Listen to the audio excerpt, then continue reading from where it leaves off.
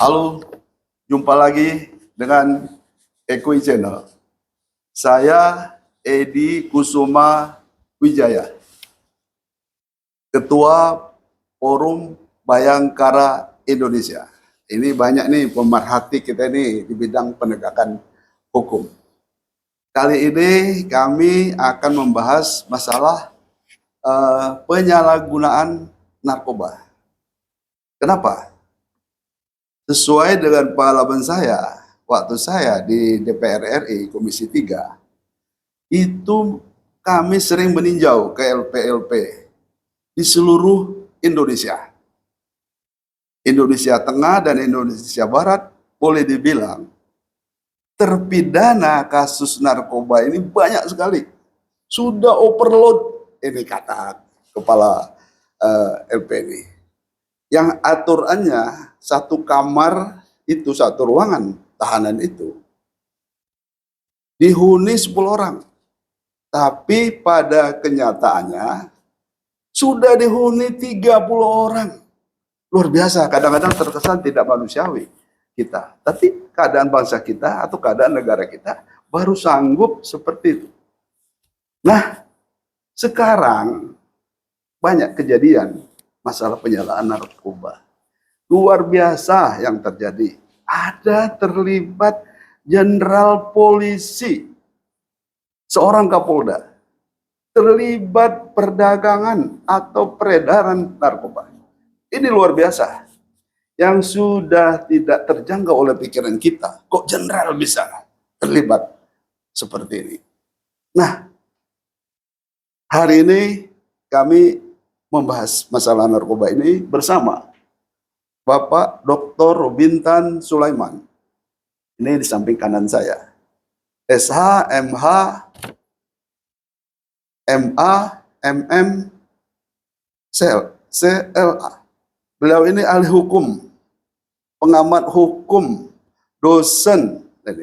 Banyak sekali yang bisa kita manfaatkan dari pengetahuan beliau untuk kecerdasan masyarakat. Kemudian di sebelah kiri saya ada Pak Iming, SH, MM, C, apa tadi Pak Iming? MCL. Ini banyak sekali nih titel teman-teman ini. Ya, karena kebetulan beliau adalah seorang dosen senior hukum pidana yang banyak mengajarkan masalah hukum terhadap murid-muridnya untuk memberi pengetahuan untuk murid-muridnya untuk persiapan terjun ke lapangan. Nah, berkaitan dengan ini, ya saya ingin bertanya nih kepada Pak Iming ini. Bagaimana pandangan Pak Iming seperti yang saya sampaikan tadi ya, LP sudah penuh, ya penyalahgunaan narkoba banyak, pemakai, ya penjual, ini. Kemudian sekarang sudah melibatkan jenderal polisi terhadap narkoba ini. Bagaimana pandangan Pak Iming sebagai seorang dosen ini, saudara-saudara? Ya, sebagai seorang dosen, tentunya saya prihatin. Ya, tugas pokok dosen adalah sebetulnya melakukan diseminasi pemahaman hukum, juga memiliki misi mencerdaskan kehidupan bangsa dan tentunya meningkatkan mutu hidup bangsa Indonesia.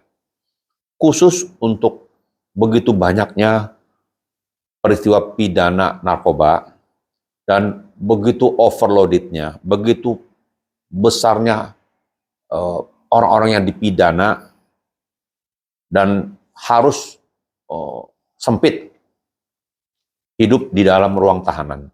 Saya ada beberapa ulasan yang mungkin lebih merupakan masalah sosiologi ya.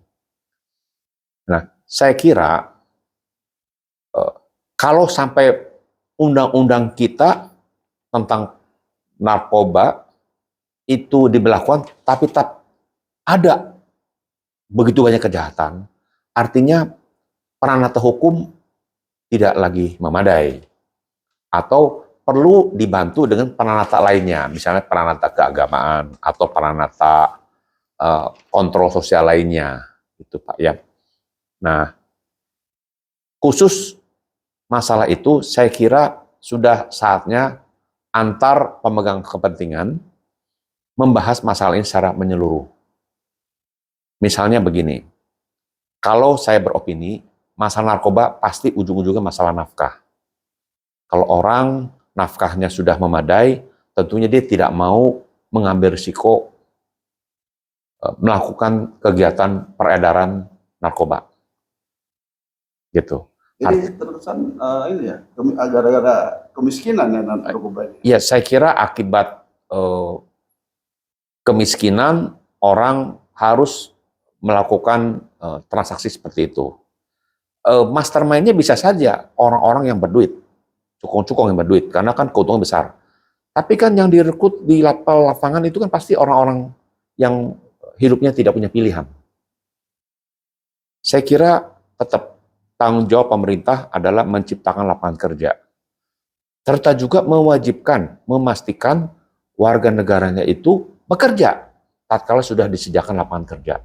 Ini yang saya kurang habis pikir dengan keadaan pekerjaan di Indonesia. Harusnya di negara lain, misalnya negara Tiongkok ya, di sana wajib kerja itu betul-betul ada. Artinya lapangan kerja diciptakan oleh pemerintah dan kalau secara bebas warga negara tidak bisa memperoleh pekerjaan, maka ada kewajiban dia untuk bekerja bagi negara. Misalnya di proyek-proyek tertentu infrastruktur, di proyek jalan atau proyek pembuatan waduk atau proyek pertanian meningkatkan. Betul-betul lapangan kerja itu tersedia ya. Ya, saya kira dengan kekuasaan pemerintah harusnya bisa menciptakan lapangan kerja. Kan lapangan kerja itu ada dalam kategori yang nyaman bagi si pencari kerja. Tapi si pencari kerja tatkala tidak bisa mencari pekerjaan cocok dengan bidangnya yang nyaman buat dia tetap wajib bekerja. Nah, disitulah negara harus bisa memaksakan kehendaknya bahwa warga negara siapapun itu tidak boleh menganggur dalam waktu berkepanjangan. Dia harus bekerja. Artinya, dalam tanda petik, ada kewajiban kerja paksa bagi mereka yang kurun waktu tertentu tidak kunjung mendapat pekerjaan.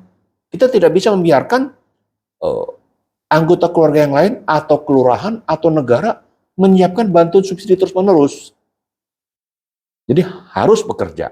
Artinya, pemerintah harus bisa menciptakan undang-undang yang mewajibkan bekerja bagi orang-orang tertentu. Katakan, 6 bulan berturut-turut tidak ada pekerjaan, maka dia wajib melakukan kerja, tentunya dibayar ya dengan upah tertentu.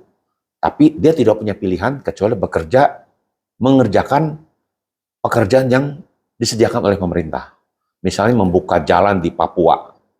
Dia harus ambil peran itu. Kalau dia seorang lulusan akunting ya dia harus bekerja melakukan penghitungan akunting di sana gitu. Kalau dia seorang yang tidak berpendidikan atau bahkan cuma lulusan SMA, dia harus bekerja menjadi operator. Gitu, Pak. Ya, satu itu karena lapangan kerja ya. Kedua, saya kira ini persoalan mutu dari penegak hukum kita sendiri. Ya, kita juga melihat narkoba ini produk yang untungnya bisa 1000%. Saya kira penegak hukum khususnya yang di ujung tombak ya, yaitu penyidik polisi ya, itu sangat mudah tergoda untuk menyalahgunakan kewenangannya untuk memperoleh keuntungan pribadi. Ya tentunya menjadi apa yang diancamkan oleh pasal 114 Undang-Undang Narkoba, yaitu menjadi pengedar, pengecer, atau distributor gitu. Karena apa? Seorang perwira polisi, seorang jenderal misalnya, tentunya tidak mungkin dia menjadi pemakai. Walaupun kemungkinan itu ada, ya, tapi lebih mungkin dia lebih tergiur mendapatkan keuntungan secara besar dengan misalnya memakai alat bukti narkoba untuk dia edarkan, dia jual gitu. Ya. Ya. Jadi menurut pendapat Pak Iming ya, untuk mengatasi masalah narkoba ini tadi intinya yaitu masalah lapangan kerja. Jadi pemerintah harus memberi lapangan kerja terhadap rakyatnya atau masyarakatnya sehingga tidak bergeming atau terjerumus pada narkoba. Kemudian ada juga peranan penegak hukum di sini ya. Jadi penegak hukum jangan sampai eh, malah menjadi penyebab ya, menyebab banyaknya beredar narkoba. Seperti yang saya sampaikan tadi ya, memang kalau saya lihat waktu saya di Komisi 3 sering ke LP, memang LP ini banyak penghuninya tadi yang memenuhi masing-masing ruang tahanan itu adalah boleh dibilang rakyat miskin gitu ya, bukan orang kaya. Jadi dan juga banyak yang itu perempuan. Nah ini luar biasa. Dan ini ada sedikit pergeseran ini ya akhir-akhir ini yang saya lihat. Kok sampai jenderal polisi ini ada terlibat masalah narkoba? Ini luar biasa ini. Ya, ini menjadi perhatian kita nih semuanya, baik pemerintah, penegak hukum ya, dan masyarakat secara keseluruhan ya. Ini kok bisa bergeser seperti ini? Jenderal sampai terlibat, perwira polisi, Kapolres bisa terlibat. Nah, saya ingin minta pendapat kepada Pak Rumintan ya. Kebetulan Undang-Undang Narkoba nomor 35 tahun 2009 ya, yang sudah ada yang mengatur dengan jelas dan tegas permasalahan ini. Kemudian Pak Rumintan, ya seperti yang saya awali tadi, pemerintah sebetulnya ya tidak kalah diam dalam masalah pemberantasan narkoba ini. Ini pemerintah sudah mengaktifkan atau sudah membentuk sejak beberapa tahun yang lalu tentang BNN. Ya.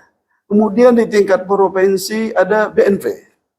Tapi peredaran narkoba ini tetap saja marak lah menurut pendapat saya, sesuai dengan data yang ada di saya itu boleh dibilang bahwa narkoba di Indonesia ini peredarannya sangat marak. Bagaimana pendapat Pak Robinson? Ya, kalau peredaran narkoba marak itu ya karena ada pasar, Pak. Ada yang konsumen yang membeli, makin banyak yang membeli ya makin besar pasarnya kan kayak gitu. Tadi yang dibicarakan sama Pak Iming itu adalah hulunya, Pak. Nah, kita kalau berbicara hulu, ya itu tadi penyebab daripada orang-orang yang terjerembab dalam narkotik ya, baik itu pengedar, pemakaian dan lain sebagainya dalam satu sindikat yang kita sebut dengan kartel dan lain sebagainya tadi itu karena ekonomi memang betul Pak gitu. Apalagi seperti Pak Ibing katakan kan orang itu penegak hukum itu gampang sekali tergiur dengan begitu besar ya dana yang ada ya kan begitu karena mahal kan narkoba ini mahal gitu. Nah, saya menggelitik saya itu tentang yang Pak Edi ngomong dari awal tentang adanya LP-LP yang penuh, tumpah ruah itu Pak. Ini ada kesalahan persepsi cara berpikir Pak. Sebenarnya undang-undang narkotik itu Pak mengamanatkan Pak. Itu untuk khusus untuk namanya pemakai itu jangan dipidana Pak. Karena kalau dipidana itu bukan ada efek jerah, yang ada ngulang. Contoh kita tahu kan ada dulu kasusnya Rido Roma. Kan dia pemakai itu Pak. Terus dimasukkan LP kan keluar ngulang lagi. Itu contoh Pak. Jadi menurut saya Pak ya, dalam diskusi saya kenal baik sama Pak Anang Iskandar, mantan Kabar Eskrim Pak, Komjen Anang Iskandar.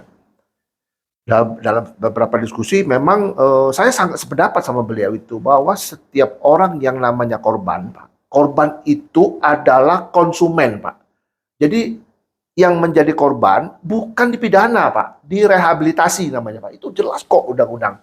Hanya saja penegak hukum kita ini kan ada persepsi kejar tayang gitu loh. Kalau nangkap orang pemakai mau pokoknya kejar aja seolah-olah keberhasilan. Sebenarnya menurut saya dan menurut Pak Anang juga ini bukan soal keberhasilan Pak. Kita ini salah kaprah. Bapak tahu dengan adanya orang begitu banyak di LP itu negara berapa banyak ngongkosin makan itu Pak. Ya kan? Apa yang dituju tidak tercapai Pak. Malah makin banyak Pak yang beredar. Ya kita kan bukan rahasia umum lah. Yang mengedarkan juga dari LP juga, yang mengendalikan juga orang dari LP juga dan lain sebagainya. Orang-orang yang ditahan di situ loh Pak, yang di LP kan di situ. Jadi kita mesti pilah-pilah Pak. Sebenarnya kalau kita punya komitmen Pak ya, yang dihukum itu pengedar Pak. Yang ngedar nggak usah banyak cerita, dihukum gitu loh. Ya, kalau di Tiongkok ya, itu kalau ngedar narkotik Pak, itu sudah nggak perlu lagi banyak cerita Pak. hukumannya sih sebentar, beberapa minggu. Setelah itu almarhum pasti, Pak.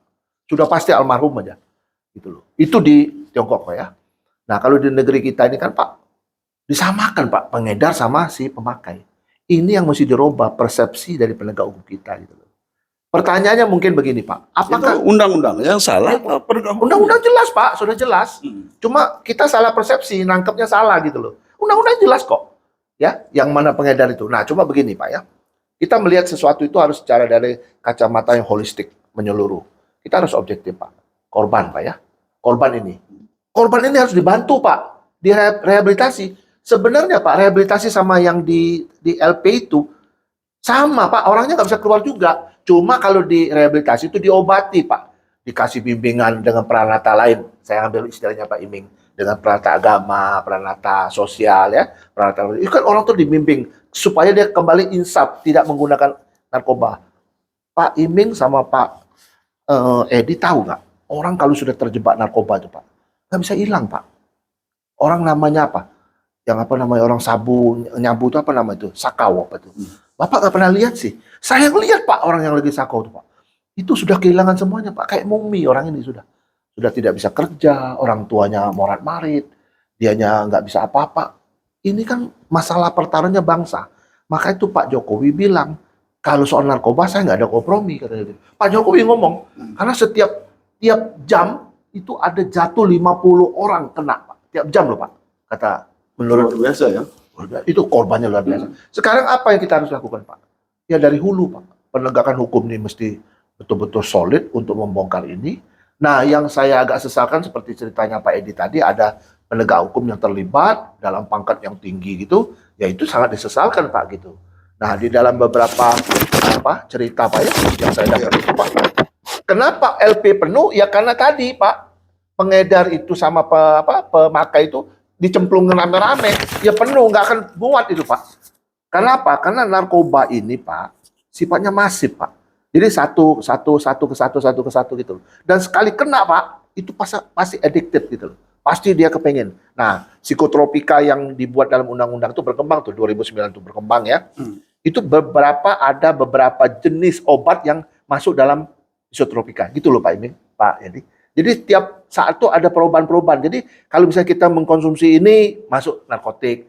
Misalnya contoh, misalnya dulu tembakau gorila. Pernah dengar nggak itu? Pernah. Nah itu termasuk psikotropika juga dan sebagainya. Itu berkembang terus, Pak. Jadi menurut saya, kalau negara ini mau benar, pertama hulunya mesti diberesin. Betul ya kata Pak Iming.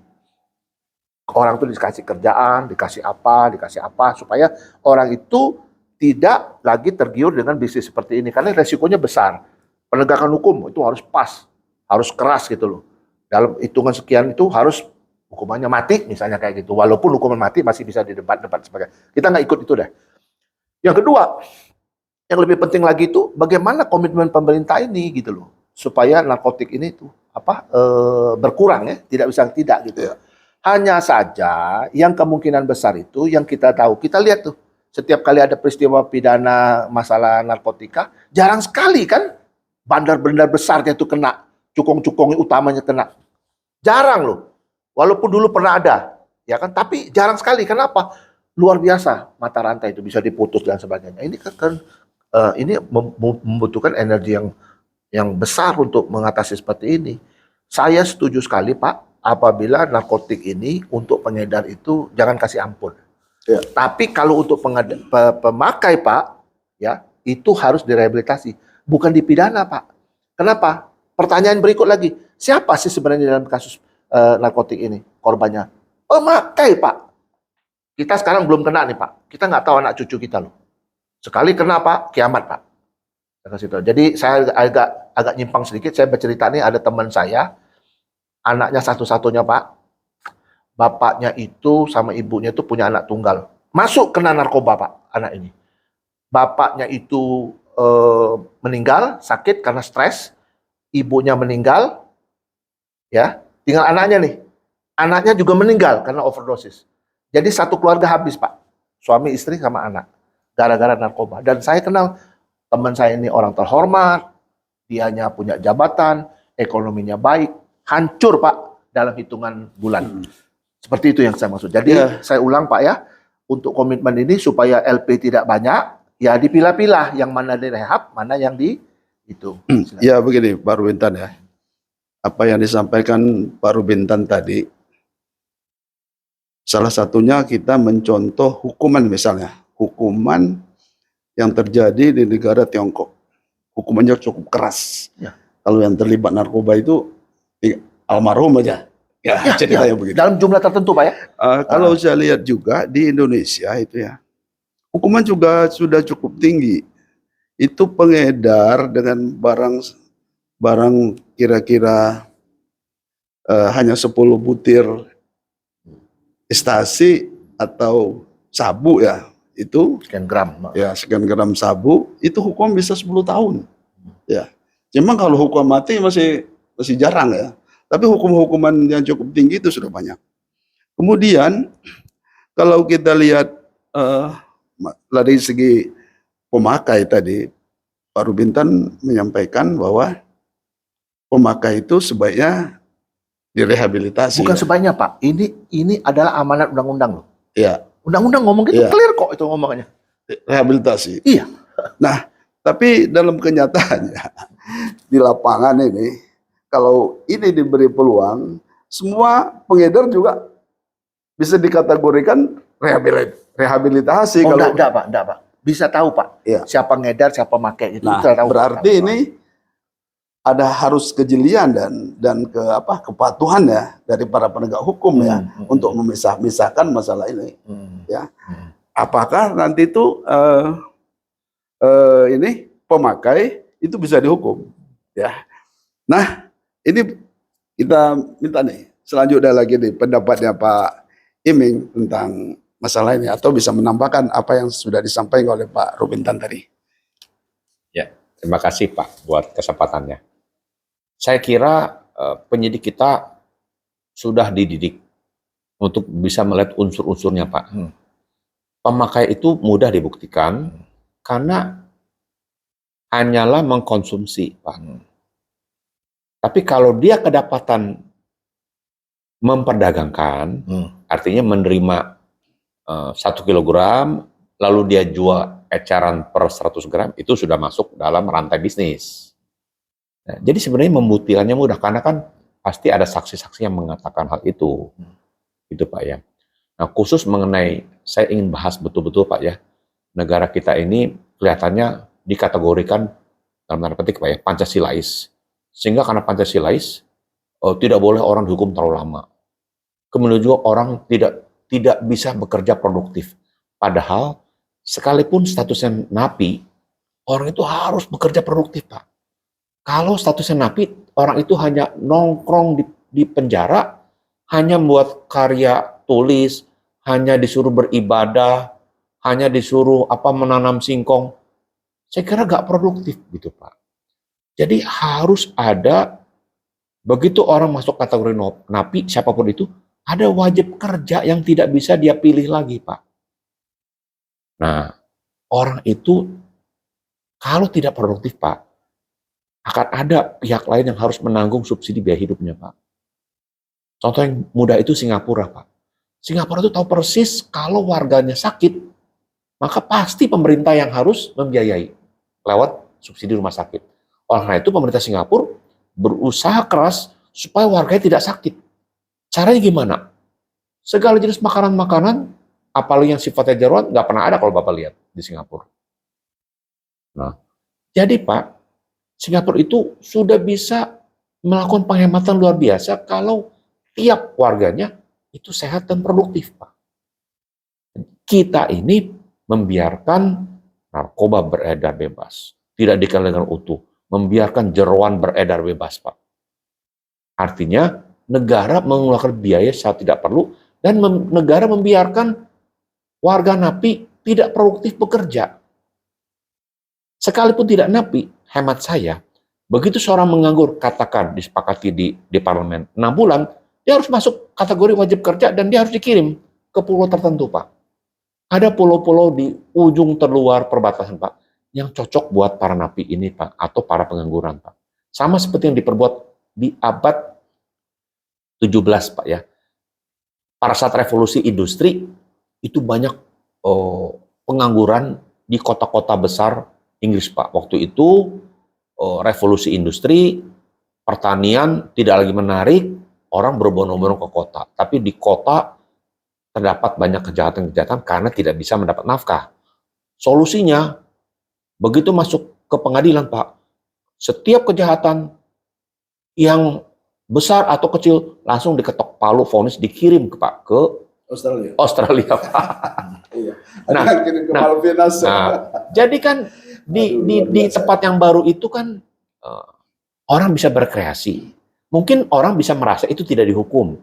Fine. Yang penting kan sejatinya kalau kita Pancasilais, kita harus memberikan kesempatan tiap orang untuk bertumbuh produktif, tidak membebani negara, tidak membebani keluarganya, Pak. Kalau sekarang ini, Pak, korban narkoba itu, Pak, mengakibatkan keluarganya merana, Pak. Membuat keluarga susah. Bayangkan, Pak, ya.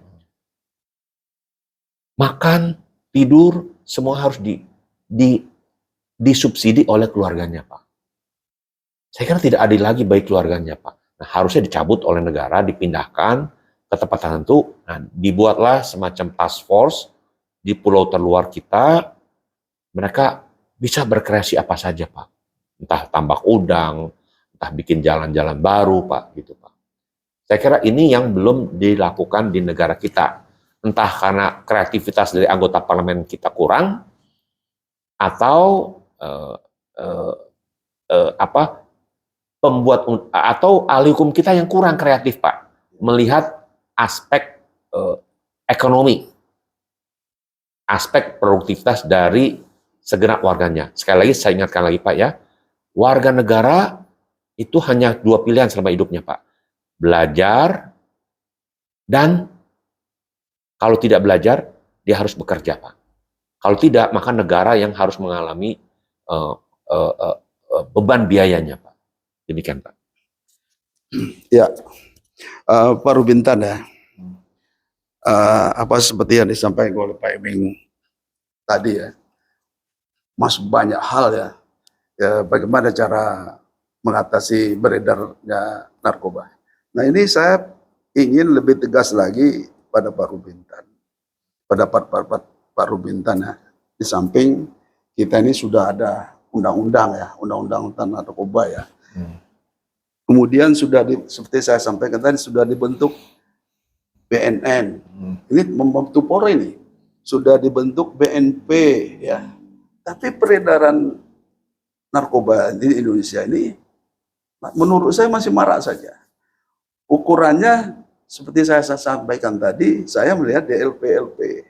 Walaupun yang di LP itu ya boleh bilang pelaku-pelaku kecil lah, atau pemakai-pemakai kecil.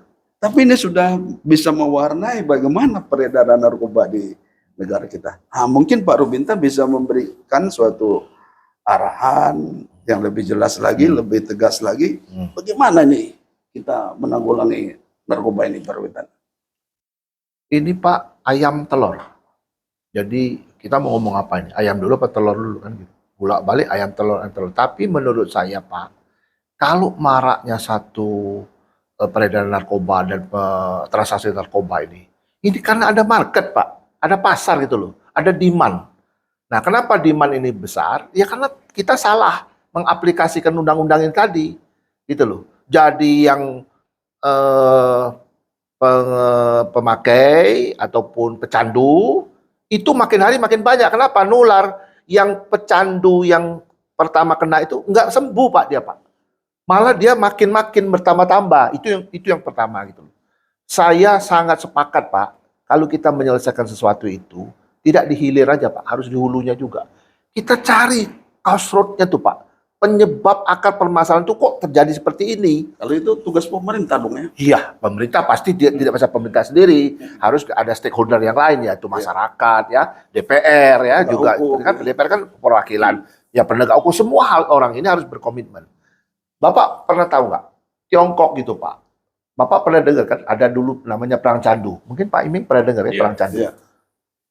Itu, Pak, di Tiongkok itu, Pak, orang-orang itu mungkin satu kampung atau satu wilayah itu semua kecanduan semua, Pak. Dulu namanya candu, Pak. Gitu. Tapi sekarang kenapa kok berkurang? Masih ada, tapi nggak banyak lagi. Sudah bisa dihitung sangat sedikit sekali populasi. Ada revolusi, Pak. Revolusi mental, Pak. Revolusi komitmen seperti itu, Pak. Jadi, pertama-tama, Pak, menurut saya, untuk kasus narkoba ini, Pak, ya, tanggung jawab pemerintah itu apa? Mengurus hulunya, Pak. Ya, memberi tenaga, membuka tenaga lapangan kerja, membuat orang kerja, mewajibkan orang kerja dengan undang-undang pasti kan begitu. Nah, setelah itu, kalau orang itu masih juga melakukan itu, Pak, ini harus ada efek deteren untuk menghukum orang ini, Pak. Jadi seperti di Tiongkok, Pak, ya, kan dikasih kerja apa? Kamu masih juga main-main sama itu, ya sudah berarti kamu milih yang ini dong. Apa ini? Ya kan? Mati, kamu mati gitu aja. Gitu.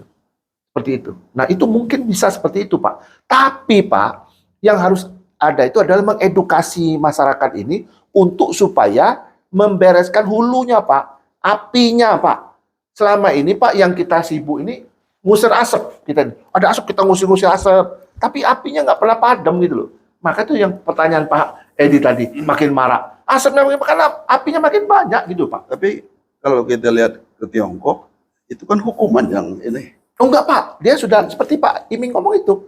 Di Tiongkok itu ada kewajiban kerja apa segala itu, benar tuh, Pak. Bukan hanya hukuman keras. Iya, yang nggak tahan dia terjun, Pak. Itu ribuan orang, Pak.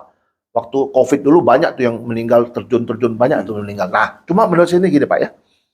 Sekarang problemnya utama adalah kita lihat titiknya itu, titik dot hitam itu di mana, Pak? Ya masalah ekonomi, Pak. Ya kan? Mengapa banyak terlibat aparat penegak hukum? Karena merasa kurang ekonominya ini, Pak. Misalnya gaji kecil. Ya itu segala gaji kecil sebenarnya nggak bukan alasan ya, Pak, ya. Kenapa kamu jadi polisi kan begitu? Bukan masalah, kembali lagi moral, Pak, mental moral tadi, Pak. Ya kan seperti itu. Ada yang nggak tahan, Pak, digoda misalnya nggak tahan dia. Ada juga tahan, Pak. Ada beberapa teman-teman saya itu di kepolisian, Pak, banyak yang tahan, Pak, nggak mau dia. Gitu. Tapi ada juga yang terseret gitu loh. Jadi Pak ya, narkoba ini bahaya, Pak. Mengapa? Karena ini menyangkut masalah bangsa, Pak. Ketika itu narkoba sudah mekup ataupun melanda generasi, itu one generation bisa lost, Pak. Contoh misalnya anak-anak kita nih. Itu another 20 years, Pak. Itu anak-anak ini, Pak. Mereka yang akan memimpin negara, Pak. Kita ini sudah nggak ada. Itu loh. Jadi, menurut saya ini concern besar. Maka itu dalam blueprint penyelesaian narkoba ini harus terintegrasi. Ya, semua peranata mesti dimainkan, peranata sosial, peranata agama, peranata hukum, peranata ini dan sebagainya tadi, itu harus terintegrasi untuk mengatasi ini, Pak. Kalau cuma mengharapkan penegakan hukum aja, ya seperti saya ngomong tadi, ngusir asap, Pak. Asapnya memang hilang, apalagi muncul lagi asap hukum makin banyak, seperti itu. Menurut saya, Pak, saya ketemu beberapa murid-murid saya, Pak, yang sudah jadi komandan, jadi kasat, jadi apa, kan murid-murid, Pak. Banyak sekali murid-murid saya itu, Pak. Mereka bilang, Bang, izin, kami berhasil nangkap narkoba ini. Wah, bagus deh. Gimana tuh? Pemakainya sudah kami tahan semua ini semua. Jadi ada satu kesalahan di mana penegak hukum ini kejar target. Mereka bangga gitu loh dengan menangkap si pemakai. Menurut saya bilang, Dek, kamu jangan salah. Pemakai jangan kamu giniin gitu loh. Yang digini tuh pengedar. Pengedar, ya kamu boleh, kamu giniin, dikeraskan gitu loh. Karena apa? Karena pemakai ini korban. Gitu, Pak. Yang saya khawatirkan, Pak, yang jadi korban ini, Pak, bukan sembuh, Pak, nambah malah nular gitu loh, Pak. Iya. Ini yang Pak Edi bilang sejak di DPR tuh ngeliat LP itu. Karena apa, Pak? Karena termasuk korban dicemplungkan juga di situ, jadi rame lah, Pak. Gitu. Iya, Pak Bintan ya. Saya juga ya ikut merasa sedih saja dengan cerita Pak Rubintan tadi. Ada satu keluarga yang punya anak satu, anak tunggal. Saya lihat dia sakau, Pak. Ya, kena narkoba, jadi membebani keluarga. Akhirnya orang tuanya meninggal, Stres. bapaknya meninggal, stres, Ibunya meninggal, akhirnya dia pun meninggal. Saya hanya sedihnya saja. Nah, mungkin lebih konkret lagi ya, Pak Rubintan bisa menyimpulkan kira-kira untuk memberantas narkoba ini bagaimana? Komitmen dari pemerintah untuk membereskan di hulu dan juga mempersiapkan peranata hukum yang keras untuk di hilirnya itu. Di hulu ini kita bereskan gitu loh. Jadi kita buat bukan penegakan hukum saja, tapi bagaimana orang tersebut ada dalam tanda petik ada kegiatan yang produktif sehingga dia tidak memikirkan hal-hal yang negatif gitu loh Pak. Saya setuju omongan Pak Iming. Kalau di mana istilah di penjara apa di LP itu Pak ya disuruh nganggur-nganggur, beribadah saja, lantas ngam singkong apa cuma main gaplek, main apa? Kan tidak produktif itu, betul itu. Produktif itu artinya apa Pak? Dia menghasilkan sesuatu, dia juga dapat gitu, mendapat sesuatu. Kan orang itu kan Pak diukur kan tidak dari materi saja. Ada kadang-kadang orang melakukan sesuatu, memproduksi sesuatu, dia ada kepuasan batin. Orang itu bisa cukup, dia dapat uang dikit, nggak apa-apa, tapi dia puas gitu loh Pak. Ada Pak. Yang kita mesti gaspol itu Pak, pengedar yang sengaja menghancurkan bangsa ini Pak. Siapapun dia, Ya. gaspol. Saya kalau ngomong sama adik-adik penyidik, adik-adik saya yang lagi bertugas itu, Dek, kalau kau ketemu sama apa namanya itu pengedar, buktikan dia pengedar, gaspol. Yang dia udah ngerti gaspol itu artinya tegakkan hukumnya sekeras-kerasnya. Maksimum yang kamu bisa buat. Ya. Seperti itu loh Pak. Ya, terima kasih Pak Bintan ya. Kemudian saya minta ini pendapat akhir dari Pak Iming ya. Mungkin peranan keluarga ya, Pak Iming. Bagaimana peranan keluarga supaya bisa mencegah berkembangnya atau beredarnya narkoba ini? Ya, kalau ditanyakan kepada saya peranan keluarga, saya sudah melihatnya Pak ya. Keluarga itu kan masing-masing punya peran yang tidak mudah. Sebagai ayah dia harus bekerja, berangkat pagi, pulang malam kalau di Jakarta. Jadi kalau dibilang peran itu ya paling hanya keteladanan, mengajarkan ibadah, Pak. Tapi kalau begitu anak usia sudah 17 tahun dan dia tidak sekolah, pasti dia akan mencari penghasilan-penghasilan yang bisa melawan hukum seperti jual beli narkoba ini, Pak. Jadi tetap, Pak, kalau ditanyakan kepada saya tentang keluarga, seorang ayah, seorang ibu wajib segera melaporkan kepada penyidik, kepada kepolisian, kalau ada indikasi anaknya narkoba, supaya cepat diputus mata rantai. Cukup itu saja yang dilakukan, Pak. Jadi peran keluarga cukup melaporkan kepada RT RW supaya melakukan pengawasan bersama. Dan kalau memang itu relakan saja anak diproses hukum, Pak. Karena Rehabilitasi tadi ya. iya atau rehabilitasi. Saya kira masyarakat harus disadarkan, ayah ibu harus disadarkan pentingnya terbuka kepada penegak hukum atau dilaporkan ke BNN. Kalau ini pendekatan antara orang tua dan anak. Saya kira ya tentunya hubungan yang akrab antara orang tua dan anak akan melahirkan anak-anak yang soleh, ya, yang rajin belajar.